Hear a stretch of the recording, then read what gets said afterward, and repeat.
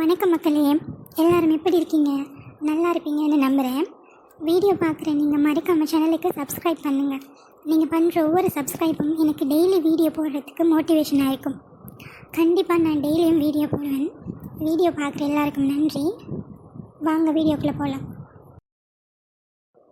காலையில் 8 மணி ஆயிடுச்சு, இவன் இன்னும் எழும்பலை. ஒரு குடும்ப பொம்பளை 8 மணி வரைக்கும் தூங்குனா வீடு விளங்குமா? அடியே சின்ன பொண்ணு, அடியே சின்ன பொண்ணு. குட் மார்னிங் அத்தை.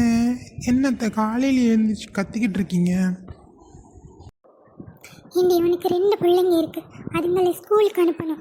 புருஷன் வேலைக்கு போகணும். என்னை எப்போவாவது சீக்கிரம் எழும்பி பொறுப்பை சமைச்சிருக்கியாடி? என்ன சொல்கிறீங்களே?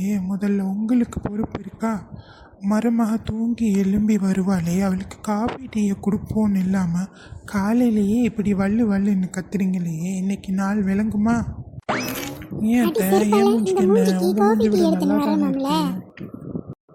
இப்போ இந்த கிறுக்கி எங்கிருந்து தான் பிடிச்சிட்டு வந்தானோ தெரியல. ஏன் இந்த வீட்டில் நான் மட்டும்தான் இருக்கேனோ? நான் மட்டும்தான் வேலை செய்யணுமோ? அதே தாண்டி நானும் கேட்குறேன். இந்த வீட்டில் மருமகன்னு கிறுக்கி ஒருத்தி உட்காந்துட்டு இருக்கா, மகாராணி மாதிரி. நான் தான் எல்லா வேலையும் பார்க்கணும். எப்போ காலையிலேயே தொடங்காதீங்க அத்தை. தலை வலிக்குதுரா, தலை வலிக்குதே. இவளுங்க படுத்துறேன் செய்யால. கிச்சனில் நிறைய வேலை இருக்குது, போய் செய். நைட்டு சாப்பிட்ட பாத்திரமெல்லாம் அப்படியே கிடக்கு, போய் விளக்கு போ.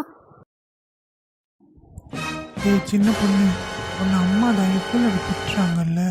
ஒரு நாளையில் சீக்கிரம் எந்திரிச்சு பொறுப்பாக நடந்துக்கோ என் சின்ன பொண்ணு.